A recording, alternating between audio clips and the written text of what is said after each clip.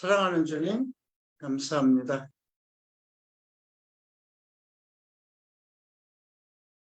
이 시간에 우리가 또 수요 저녁 모임에 모였습니다. 오늘도 창세기를 통해서 하나님을 발견하게 하시고 하나님께서 우리에게 주시는 말씀을 들을 수 있게 하소서. 우리가 날마다 주의 말씀을 들으며 그 말씀이 우리 삶에 이롭게 되며 우리의 영혼이 잘되고 모든 일이 범사에 잘되고 강건한 그리스도인으로 살아갈 수 있는 길이 열리게 하소서. 시종을 주께 맡기었고 예수 그리스도 이름으로 기도합니다. 아멘. 자, 오늘은 26장부터 28장까지 공부를 합니다. 26장에서는 에서의 족보, 즉 에서를 에돔족이라고 그러죠. 에서의 족보를 공부하고요.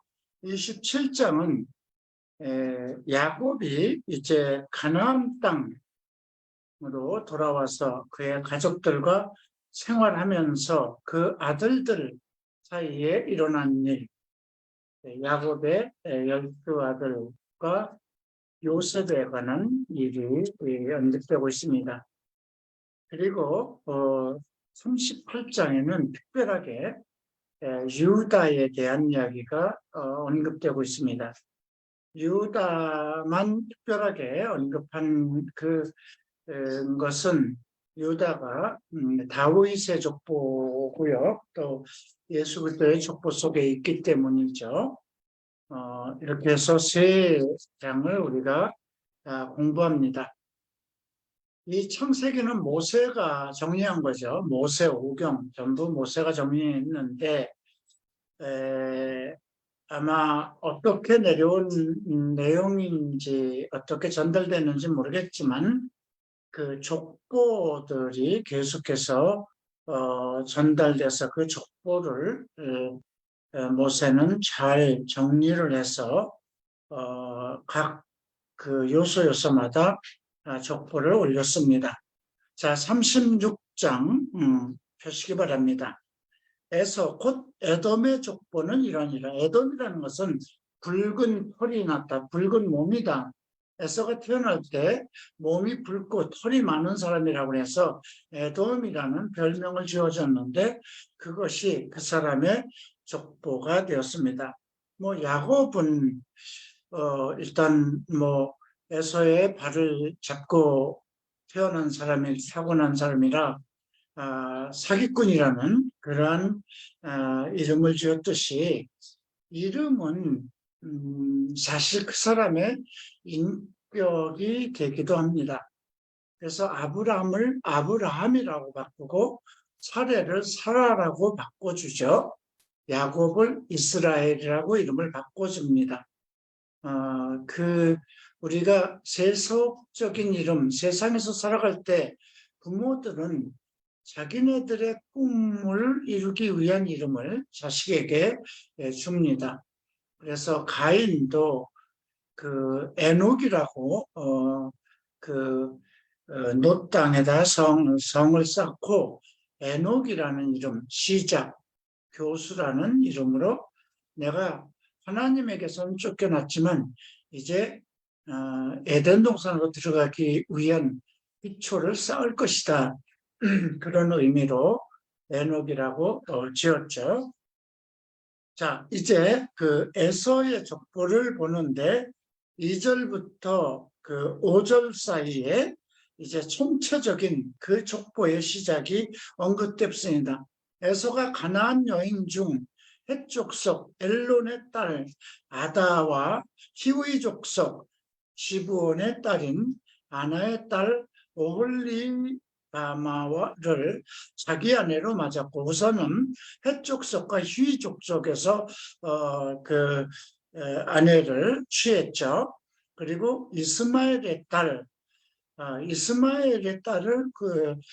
다시 취하게 된 것은 에서가 자기의 어머니와 아버지 이삭이 이방인의 딸들의 만족을 누리지 못하고 근심하는 걸 알고 그러면 아버지의 또 다른 아들 이스마엘을 에, 아내로 삼으면 이스마엘의 딸을 만약에 아내로 삼으면 자기 어머니 아버지가 기뻐하시지 않을까 하는 그런 생각에서 이제 이스마엘을 에, 딸을 첩으로 또 삼았지만 이삭이 원했던 것은 그런 것은 아니죠. 정통성, 하나님의 뜻을 따른 그런 계보를 이어가기를 원했던 것이죠. 자, 그래서 4절 보면 아단은 에서에서 나왔고 바스맛은 르엘을 낳았고 오홀리바마는 여우스와 얄람과 고라를 낳았으니 이들은 에서의 아들들이요 가나안 땅에서 그에게 태어난 자들이라. 이들의 족보는 후일 어떻게 됐는지 알 수는 없어요. 그러나 아마 모세에게 그의 족보가 에서의 족보가 내려왔기 때문에 기록을 한 것 같고요. 또 특별하게 이들의 후손들 중에 성경에 연루된 그런 사람들이 또 뒤에 나오는 것을 발견할 수 있습니다. 6절을 보겠습니다. 에서가 자기 아내들과 자기 자녀들과 자기 집의 모든 사람과 자기의 가축과 자기의 모든 짐승과 자기가 가나안 땅에서 모은 모든 재물을 이끌고 그의 동생 야곱을 떠나 다른 곳으로 갔으니 두 사람의 소유가 풍부하여 함께 거주할 수 없음이로라.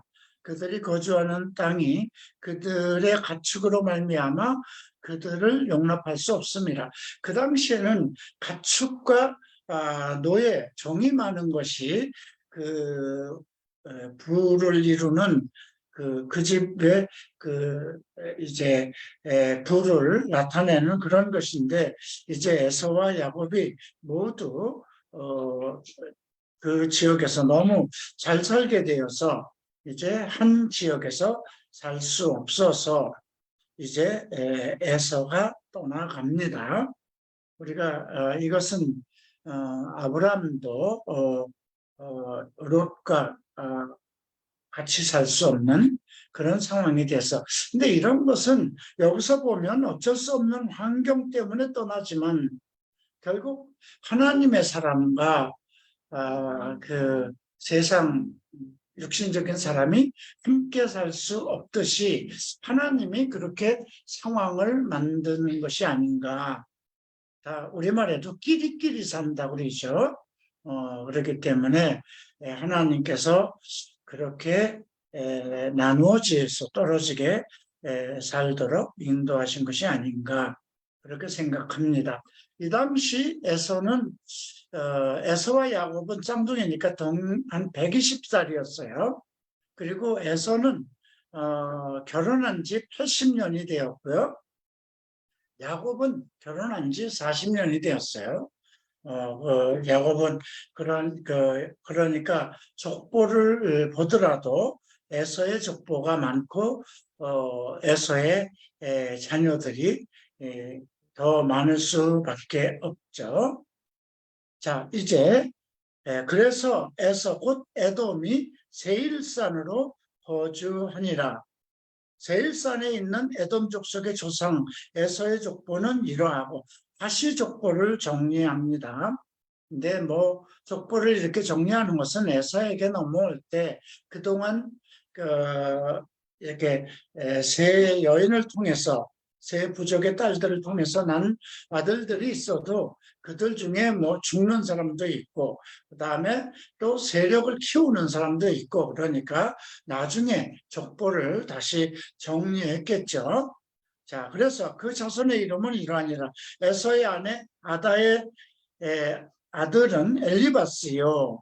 엘리바스라는 이름이 좀 뛰어납니다. 에서의 아내 바스바스의 아들은 르엘이며 엘리바스의 아들들은 대만과 오말과 스보와 가담과 그나스요. 대만이 나와요. 엘리바스도 나오죠. 이건 우리가 그 롯기에서 볼 수 있습니다. 우리가 롯기 다음에 이제 시편이지만 우리가 이런 성경적인 그 모든 역사 속에 욥기죠. 욥기 다음에 이제 시편이 나오지만 욥이 사실은 성경 속에서는 가장 오래된 그런 사람이 아닌가 그렇게 기록이 되고요. 왜냐하면 이 성경에서 가장 먼저 기록된 것은 욥기라고 봐야 됩니다. 그리고 그 창세기부터 모세오경은 모세가 정리한 거잖아요. 그러니까 그 지금 에서족 속에서 엘리바스의 이름이 나오고 대만이 나오고 이런 걸로 봐서는 그들의 후손이 아닌가 아니면 동일 인물일 수도 있고요. 자, 그래서 11절에 엘리바스의 아들은 대만과 오말과 스보와 가담과 그나스요. 에서의 아들은 엘리바스의 첫 딥나는 아말렉이라는 이름이 나오죠. 엘리바스에게서 나왔으며 이들은 에서의 아내 아다의 자손이며 아말렉이 독특하게 언급됩니다. 르엘의 아들들은 나핫과 세라와 삼마와 미사니 이들은 에서의 아내 미스밧의 자손이고 시브온의 손녀 아나의 딸 에서의 아내 오홀리바마의 아들들은 이러하니 그가 여우스와 얄람과 고라에게서 고요라를 에서에서 낳았더라. 이렇게 해서 다시 한번 그 특별한 아들들, 후손들의 이름을 정리했습니다. 이제 15절에는 그들이 이제 한 부족을 이루는 것을 족장을 이루는 것을 언급했는데요. 에서의 자손 중 족장은 이러하니라. 에서의 장자 엘리바스의 자손으로는 대만 족장, 오말 족장, 스보 족장, 그나스 족장, 고라 족장, 가담 족장, 아멜렉 족장이요. 이들은 에돔에 있는 엘리바스의 족장들이요. 이들은 아다의 자손. 아다라는 한 여인이 난 엘리바스의 족장인데 이렇게 많은 족장, 부족을 이뤘다는 것을 그 중에 대만이 나오고 아말렉이 나옵니다. 자, 17절 에서의 아들은 르엘의 자손으로 나핫 족장, 세라 족장, 삼마 족장, 미사 족장이니 이들은 에돔 땅에 있는 르엘의 족장들이요. 이들은 에서의 아내 바스맛의 자손이고 에서의 아내 오홀리바마의 아들들은 여우스의 족장, 얄람 족장, 고라 족장이니 이들은 아나의 딸이요. 에서의 아내는 오홀리마로 말미암아 나온 족장이라. 이렇게 해서 에돔의 족장들의 언급되고 이 30절부터 이제 20절부터 30절까지는 그 족장들 속에서 난 또 아들들을 언급했는데 이 부분은 뭐 중요한 것이 아니니까 생략하겠습니다. 31절 보겠습니다. 이스라엘 자손을 다스린 왕이 있기 전에 에돔 땅에 다스리던 왕들은 이런 아니라 족장으로 시작해서 이제 왕을 이룹니다. 왕 나라를 이뤘다는 거죠. 부족으로 해서 이제 의세가 커지고 확장되니까 이제 왕을 통치하는 왕의 시대를 만들어가는데 이스라엘은 아직도 그러지 못하였죠. 항상 성경을 보면 밤이 먼저 오고 낮이 되는 것처럼 항상 사탄의 세력 속에 있는 세력들이 항상 먼저 족보도 먼저 언급됩니다. 이삭과 이스마엘을 언급할 때도 이스마엘의 족보가 먼저 언급됐고요. 또 에서와 야곱의 족보도 에서가 먼저 언급되고 에서족에서 부족들이 그 세력을 키우고 결국 왕들이 나오는 그러한 그 상황이 되었습니다. 이제 32절 보면 부올의 아들 벨라가 에돔 왕이 되었다고 합니다. 그리고 우리가 특별하게 보면 그 33절에 벨라가 죽고 보스라 사람 세라의 아들 요밥이 그를 대신하여 왕이 되었고, 어떤 사람은 이 요밥이 욥이라고 얘기를 하는 학자도 있습니다. 뭐 정확한 건 아니지만 요밥이나 욥이나 어원이 같기 때문에 아마 그렇게 본 것이 아닌가. 어쨌든 요밥이 대신하여 왕이 되었다. 우리가 욥기를 보면 욥이 그 자기 아들들과 함께 하나의 큰 세력을 이룬 하나의 족장처럼 왕처럼 살아갔던 것을 알 수가 있죠. 요밥이 죽고 대만 족속의 땅에 후삼이 그를 대신하여 왕이 되었고, 후삼이 죽고 부다스의 아들 곧 모압들에서 미디안 족속을 친 하닷이 그를 대신하여 왕이 되었으니 그 도성의 이름은 아윗이며, 왜 이렇게 지금 그 요밥의 후손들이 좀 그렇게 세력을 떨치고 있었던 것을 언급하고 있고요. 37절에는 사울이 나오는데 이것은 이스라엘의 왕업은 또 다르죠. 자, 이제 40절을 봅니다. 다시 한번 족보를 총정리해서 에서에게서 나온 족장들의 이름은 그 종족과 거처와 이름을 따라 나누면 이러하니 딥나 족장, 아라 족장, 여댓 족장, 오홀리바마 족장, 엘라 족장, 비논 족장, 그나스 족장, 게만 족장, 밉살 족장, 밉살머리가 없어서 밉살이라고 졌는지 모르겠지만 밉살 족장도 있네요. 막디엘 족장, 이람 족장이라 이들은 그 구역과 거처에 따른 에돔 족장들이며 에돔 족속의 조성은 에서더라. 결국 에서 한 사람으로 인해서 이렇게 뿌리를 엄청 큰 세력을 이루고 내렸다는 것을 알 수가 있죠. 자, 이제 37장. 야곱은 그럼 어떤 아들들과 어떻게 살아가는가? 이 부분이 37장에 언급되고 있습니다. 여기에 이제 특별하게 요셉의 고난이 시작되는 내용이 언급되어 있고요.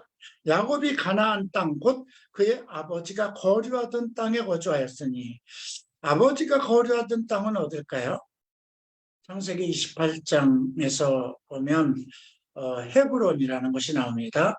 아브라함이 살던 곳이고 이삭이 살던 곳이고 헤브론입니다. 야곱의 족보는 이러하니라. 요셉이 17세의 소년으로 그의 형들과 함께 양을 칠 때 벌써 요셉이 17세가 되었네요. 그 11 형제들, 자기 동생을 빼고 위에 이제 10 형제들 중에 가장 늦게 난 아들이죠. 17세의 소년으로서 그의 형들과 함께 양을 친 때에 그의 아버지 아들들 비라와 실바의 아들들과 더불어 함께 있더니 그가 그들의 잘못을 아버지에게 말하더라. 이 고자질을 하는 거예요. 자, 뭐 그러면 형제들 틈에 미움을 받을 수밖에 없죠. 요셉은 노년의 어떤 아들들이므로 이스라엘이 여러 아들들보다 그를 더 사랑하므로 그를 위하여 채색 옷을 지었더니, 여러분 이제 37장에서 야곱의 형제들이 양을 치고 있었잖아요. 목자들입니다. 목장을 운영합니다. 우리는 이 부분을 하나의 교회와 같은 맥락으로 생각을 해야 됩니다. 교회 안에서도 일단 뭐라고 할까요? 교회 안에서도 다른 형제의 약점들을 캐내면 미움받는 건 당연하죠. 예, 그런 상황 속에서 생각하면 좀 흥미롭습니다. 그 요셉은 노년의 아들 모든 아들이므로 이스라엘이 여러 아들보다 더 사랑함으로 그를 위하여 채색 옷을 지었더니 그의 형들이 아버지의 형들보다 그를 더 사랑함을 보고 그를 미워하여 그에게 평안하게 말할 수 없었더라. 야곱이 좀 편애했어요. 야곱은 분명한 게 있어요. 싫은 것은 싫고 좋은 것은 좋고 자기 생각에 마음에 들고 좋은 것은 무조건 뺏어서 자기 것을 만들고자 하는 그런 아주 욕망, 그런 것이 강했죠. 근데 언제부터 이제 요셉이 그렇지 않아도 그 아버지가 특별히 사랑하는 걸로 인해서 더군다나 그 편애하는 걸로 인해서 가뜩이나 형제들 사이에 못마땅히 여겼는데 요셉에게 이제 특별한 문제가 나타나기 시작했어요. 5절 봅니다. 요셉이 꿈을 꾸고 자기 형들에게 말하되 그들이 그를 더욱 미워하더라. 요셉이 그들에게 이르되 청컨대 내가 꾼 꿈들을 들으시오. 우리가 밭에서 곡식단을 묶더니 내 단은 일어서고 당신들의 단은 내 단에서 들러서 절하다이다. 그 형들이 그에게 이르되 내가 참으로 우리의 왕이 되겠느냐 참으로 우리를 다스리게 되겠느냐 하고 그 꿈과 그의 말로 말미암아 그를 더욱 미워하더라. 가뜩이나 미운데 그 미워하는 마음에 불을 질렀죠. 근데 이것뿐이 아니고 다시 꿈을 꿉니다. 요셉이 다시 꿈을 꾸고 그의 형에게 말하되 이르되 내가 또 꿈을 꾼저 해와 달과 11별이 내게 절하더이다. 그가 그의 꿈을 아버지와 형들에게 말하며 아버지가 그를 꾸짖고 그에게 이르되 내가 꾼 꿈이 무엇이냐 나와 내 어머니와 내 형들이 참으로 가서 땅에 엎드려 내게 절하겠느냐. 그들의 형들은 시기하되 그의 아버지는 그의 말을 간직해 두었더라. 여기서 우리가 성경 해석의 원리를 발견합니다. 앞에서 7절에서 곡식단을 묶었는데 내 단은 일어서고 당신들의 단은 내 단에 둘러서 절을 한다. 그런데 이것도 참 특별한데 내가 우리의 왕이 되겠느냐 이렇게 얘기를 했고요. 지금 요셉이 또 꿈꾼 것 해와 달과 11별이라고 했을 때 그 아버지 야곱이 이렇게 얘기하면 나와 내 어머니 그러니까 해는 자기를 가리키고 내 어머니는 이제 달을 가리키는 거죠. 그리고 형들 11별이라고 했어요. 참으로 가서 땅에 엎드려 내게 절하겠느냐. 우리가 신약에서도 여러 가지 이제 해석법이 나오면 해석법에는 두 가지 원칙이 있습니다. 처음 사용했던 것을 기준으로 한다.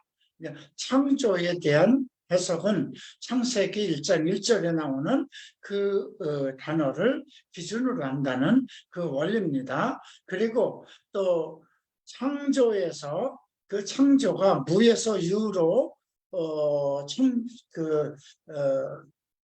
창조된 것이라는 걸 뜻을 얘기한다면 그 단어는 어디에도 나와도 동일한 번역을 해석을 해야 된다. 이런 원리입니다. 자, 한번 우리가 계시록 12장을 보겠습니다.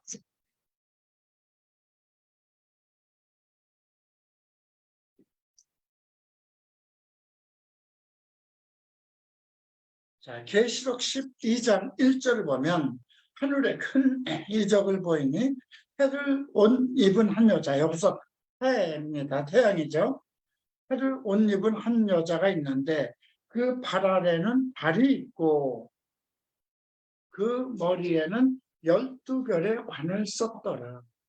대개 그 일반 좀 이단적인 그런 교회에서는 여기에서 한 여자가 있고 그 발에는 발이 있다는 걸 들어서 어머니의 교회, 여자들의 교회, 여자가 교회를 교회의 한 그 이론이든, 그러니까 물론 교회 안에 남자 여자가 한 이론이지만 바울은 항상 그렇게 정리를 했죠. 여자의 머리는 남자의, 남자의 머리는 그리스도요, 그리스도의 머리는 하나님이다. 이렇게 원리를 세웠는데 이 말씀을 들어서 해를 입은 한 여자가 있고 그 발에 있고, 그래서 이 여자를 그 언급을 하면서 여자가 교회를 개척해도 된다, 이런 논리를 언급하고, 우리나라에도 어머니 교회가 있죠.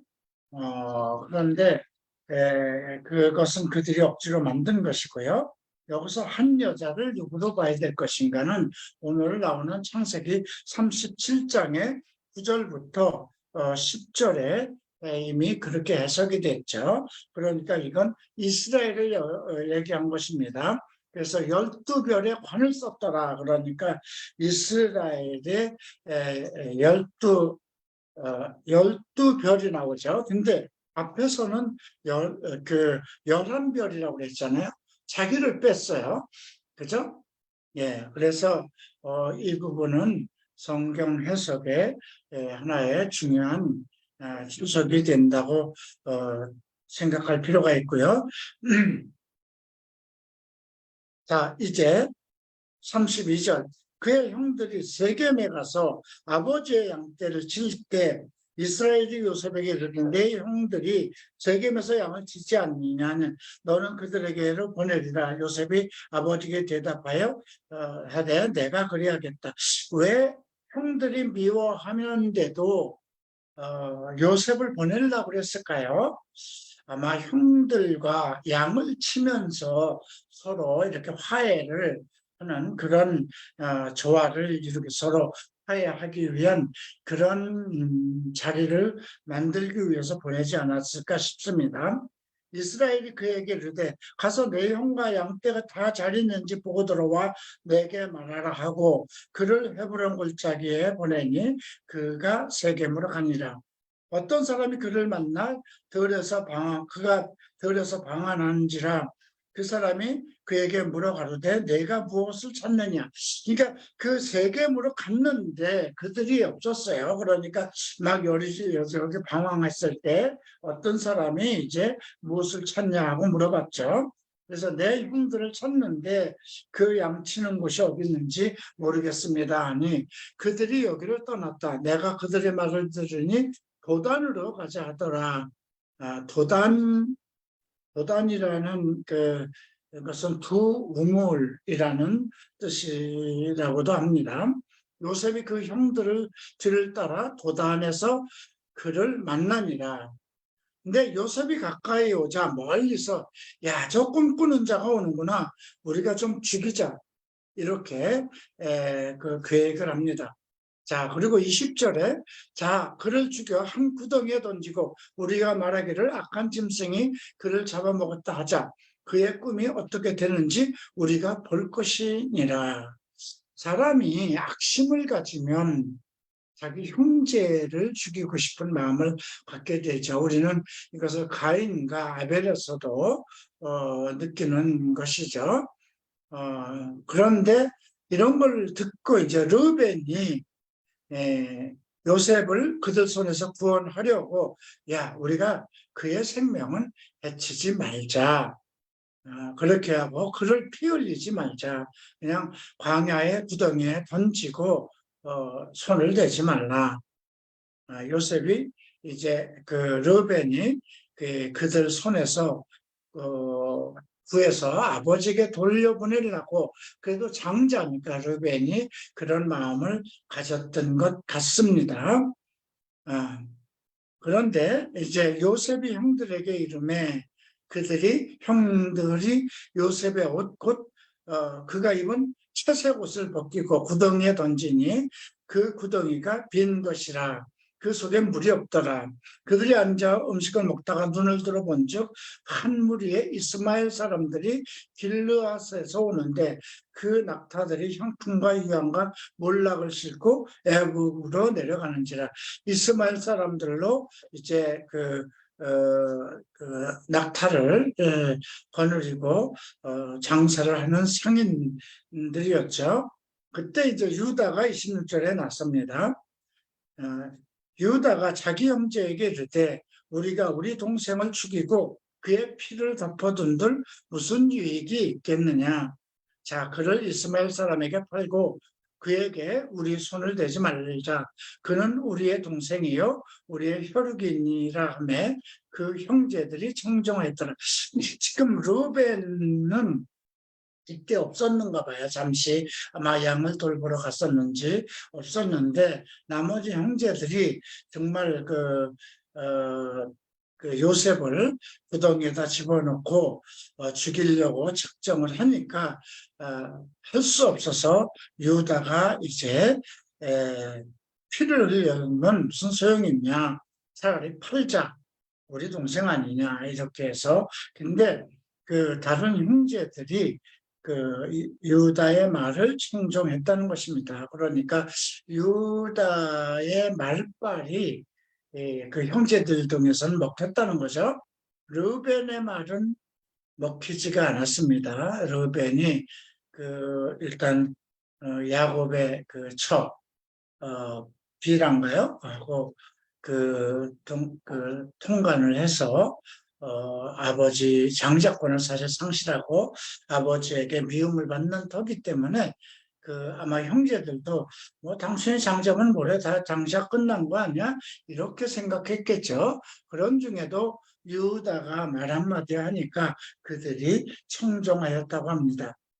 그때 미디안 사람 상인들이 지나가고 있는지라 형들이 요셉을 구덩이에서 끌어올리고 은 20에 팔렸다니까 예수 그리스도도 은 20에 팔렸어요. 예수 그리스도의 모형이기도 합니다. 이스마엘 사람에게 팔매 그들이 요셉을 데리고 애굽으로 갔더라.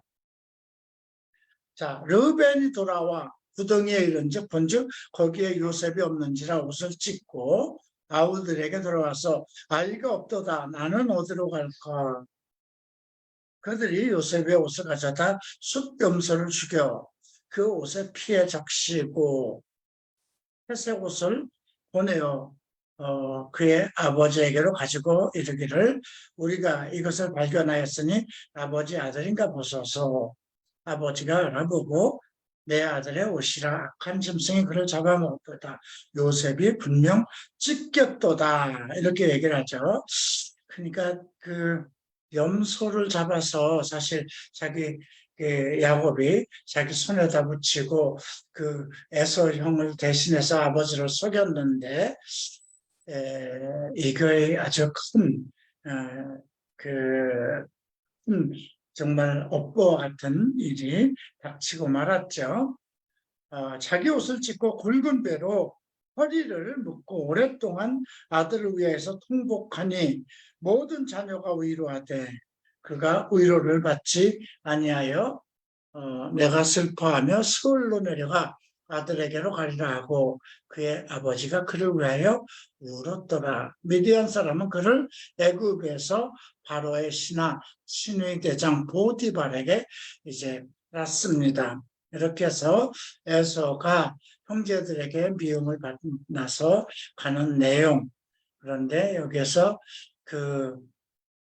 해와 달과 11별이라는 중요한 것, 이미 이스라엘의 고난과 같은 그런 것들이 계시록에 이어져서 기록된 것을 우리가 볼 수 있죠.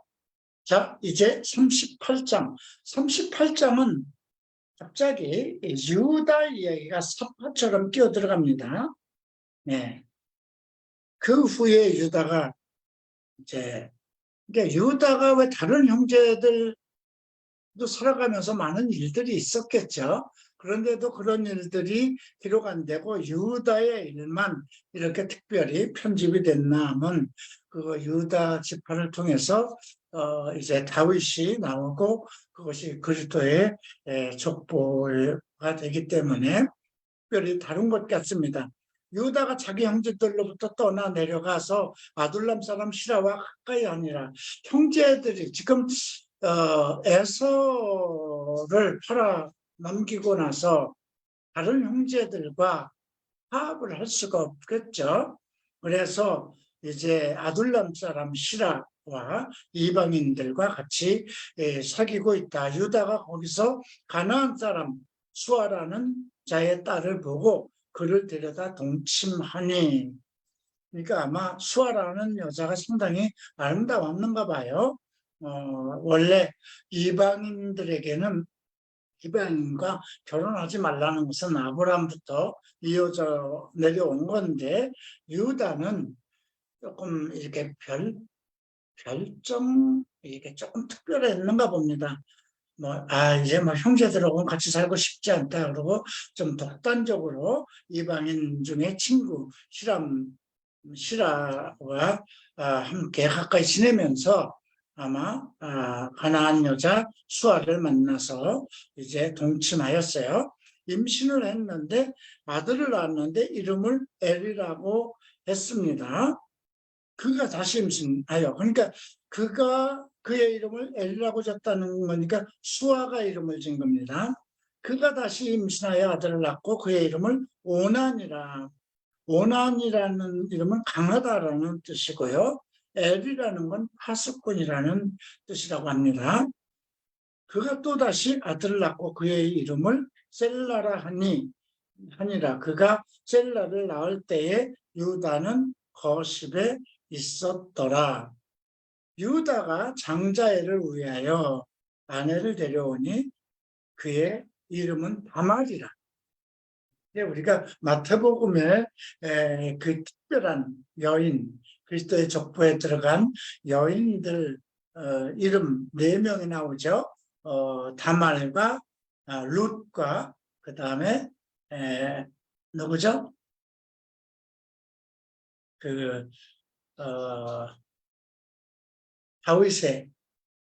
다윗이 취한 여자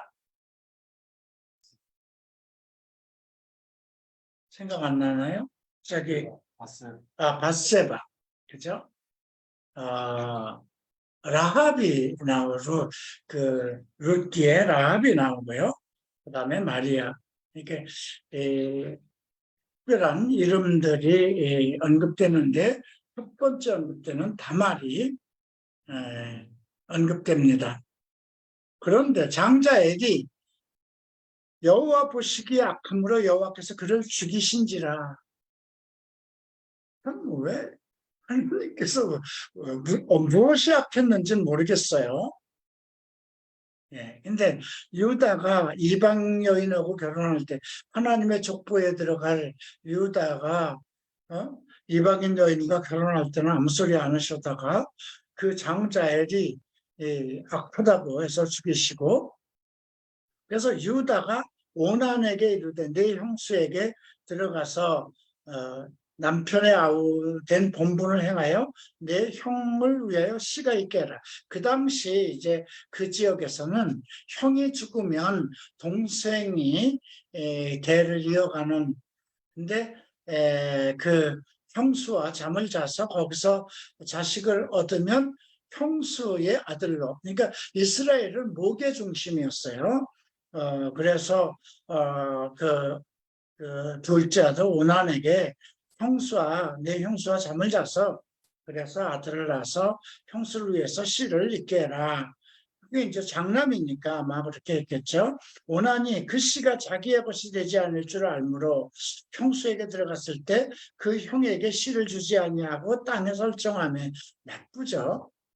여기서 그 형수에게 들어가매 그랬어요. 동침했다는 겁니다. 동침을 하되 사정은 안 했다는 겁니다. 그게 아픈 거죠. 그 일에 땅에다 설정했다는 건 부부가 완전한 결합을 하지 않고 나쁜 짓을 한 거죠. 자식을 못 낳게 해버린 거죠. 이 일을 여호와가 보시기에 악함으로 여호와께서 그도 죽이시니 아들 둘이 차례로 죽고 나니까 이 여자 하나 잘못 얻어서 우리 집안이 아들들이 패가 망신하는가 보다 싶어서 유다가 그 며느리를 다말에게 얘기를 합니다. 넌 수절하고 내 아버지 집에 친정에 내려가서 내 아들 셀라가 장성하기를 기다려라. 그렇게 해서 셀라도 그 형과 같이 죽을까 염려해서 다말이 할 수 없이 친정집으로 갑니다. 얼마 후에 유다의 아내 수아의 딸이 죽은지라. 유다가 위로를 받은 후에 그의 친구 아둘람 사람 시라에게 함께 딥나로 올라가서 딥나가 나중에 이게 그 유명한 그 누구죠? 삼손의 그 잘 태어난 곳이 됩니다. 올라가서 자기의 양털 깎는 자에게로 이르렀더니 아둘람 사람 친구하고 지냈던가 봅니다. 그러니까 자기 사랑하는 아내가 죽고 나니까 위로받을 수가 없죠. 그래서 마음이 허전하고 그래서 이제 친구를 찾아갔는가 봅니다. 어떤 사람이 다말에게 말하되 내 시아버지가 자기의 양털을 깎으려고 딥나로 올라왔다 한지라. 그가 그 과부의 옷을 벗고 너울로 얼굴을 가리고 몸을 휩싸고 청녀처럼 딥나 길 곁 에나임 문에서 앉으니 이는 셀라가 장성함을 보았어도 자기를 그의 아내로 주지 않았음을 말미암았더라. 자기는 그 자기 남편 엘의 가문을 이어서 이제 유다의 집안에 자기가 비록 이방 여인이지만 그래도 나름대로 그 가문을 이어가려고 했던 것이죠.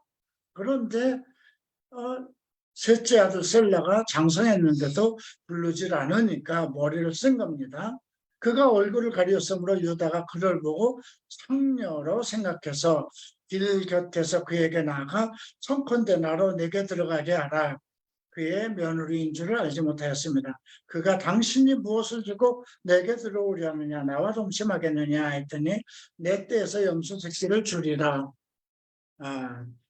이르되 그것을 내게 줄 때까지 담보물을 주겠느냐. 참 아주 영리한 여자죠.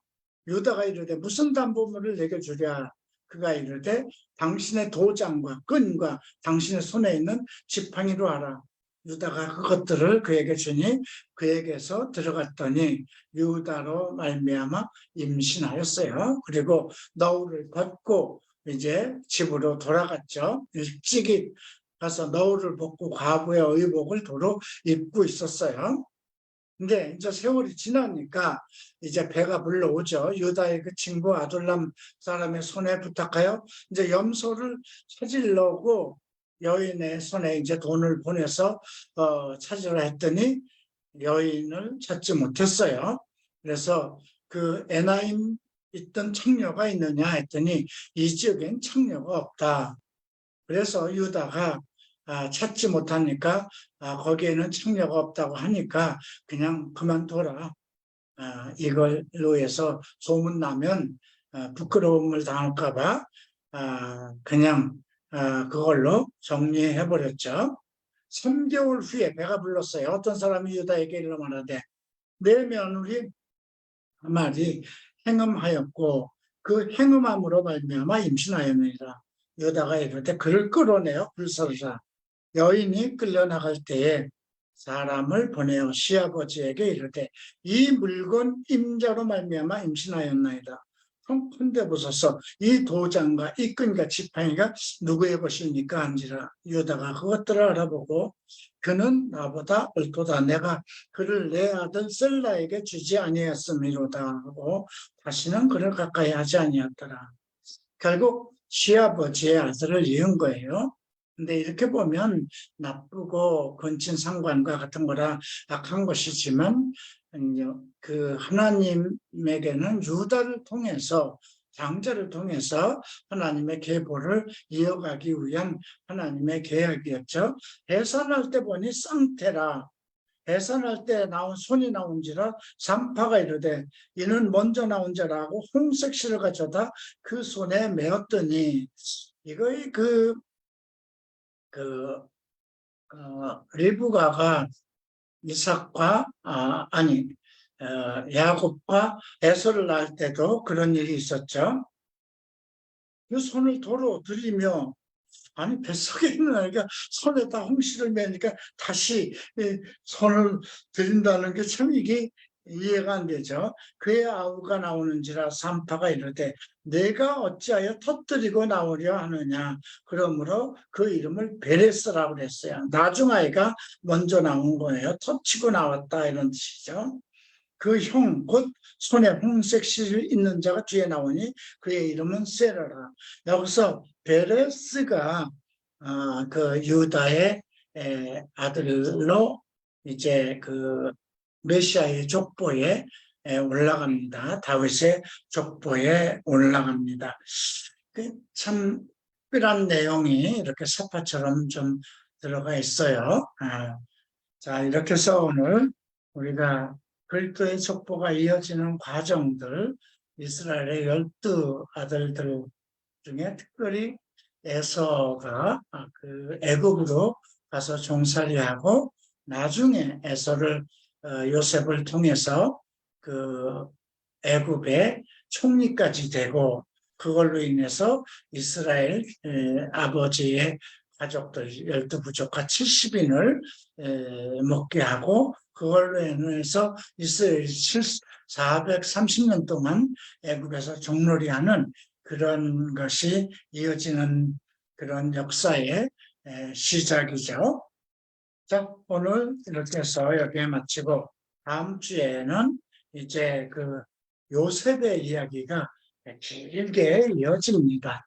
그 요셉의 이야기는 그리스도의 고난과 같은 일, 그리고 요셉을 통해서 우리가 세상을 살아가는 지혜, 뭐 7년 동안 경기가 좋고 또 6년 동안 이런 그런 것들을 또 배울 수 있겠죠. 자, 기도하고 마치겠습니다. 존귀하신 주님 감사합니다. 오늘 많은 내용을 살펴봅니다. 에서의 족보, 에서가 낳은 아들, 그들 속에 특별히 그 아말렉이 있었고 또 요밥과 대만족이 있었던 것을 보게 됩니다. 또 우리가 야곱의 아들들, 12아들을 통해서 나타난 특별한 그 애증관계를 봅니다. 야곱의 아들 중에 요셉이 특별한 하나님의 지혜를 얻어서 형제들에게 미움을 받는, 그래서 팔리고 또 애굽에 끌리는 종으로 팔려가는 그러한 역사의 시작이 되는 것을 우리가 보았습니다. 또 메시아의 족보 속에 들어갈 유다의 그 가계도 정말 하나님이 원하는 한 가계 족보를 이어가기 위해서 상당히 많은 그 영적인 공격을 받는 것을 우리가 봅니다. 하나님의 족보가 그냥 이루어진 것이 아니라 늘 사탄의 공격, 보이지 않는 그런 영들의 공격을 받아서 늘 우리에게까지 이어왔던 즉 예수 그리스도의 날에 이르기까지 우리도 고난을 받는 것은 당연합니다. 주께서 말씀하시기를 너희가 세상에서는 환난을 당하나 담대하라 내가 세상을 이겼다 하셨습니다. 우리 삶 속에 고난이 있을 때 성경을 살펴보게 하시고 성경에 고난받는 이스라엘 족속들, 성경에 하나님의 사람들이 어떻게 믿음으로 이겨 나왔는지를 깨닫는 그러한 믿음들이 되게 하소서. 감사하고 예수 그리스도 이름으로 기도합니다. 아멘.